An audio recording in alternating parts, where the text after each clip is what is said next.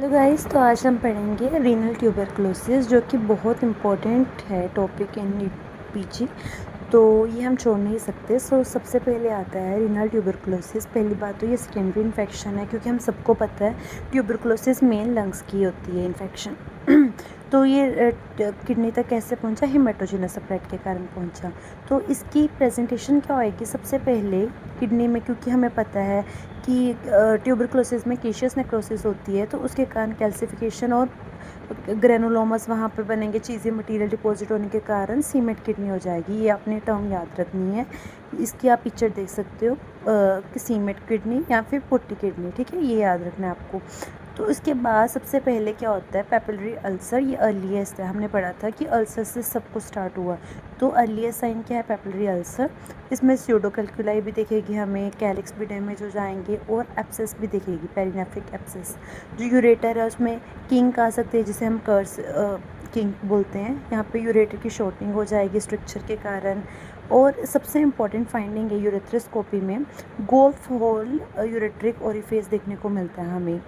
नीचे डायलेशन हो जाती है, ये याद रखना आपको, ये क्वेश्चन आता है।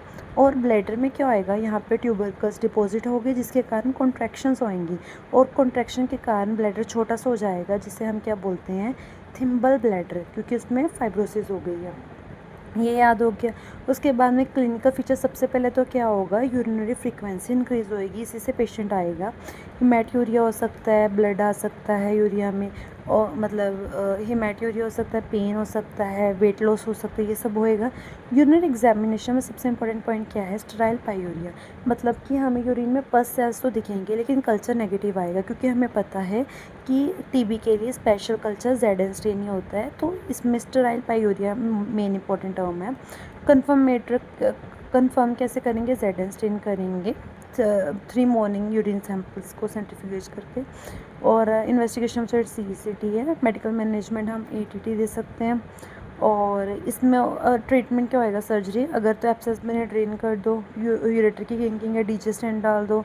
गोल्फ होल यूरेट्रिक ओरिफेस है, तो उसका क्या होता है कि यूरेट्रिक रीइम्प्लांटेशन कर दो। थिम्बल ब्लैडर है तो ऑगमेंटेशन सिस्टोप्लास्टी कर दो। सिस्ट टर्म जो है वो हम ब्लैडर के लिए यूज़ करते हैं। अगर lower part of ureter involve है, ये देखो यहाँ पे अगर स्ट्रक्चर बन गया, तो हम क्या करेंगे? इसे रिमूव करके ब्लैडर का जो फ्लैप है उसको राइज करके इसे ज्वाइन कर देंगे, जिसको हम क्या बोलते हैं? बोआरी फ्लैप रिपेयर।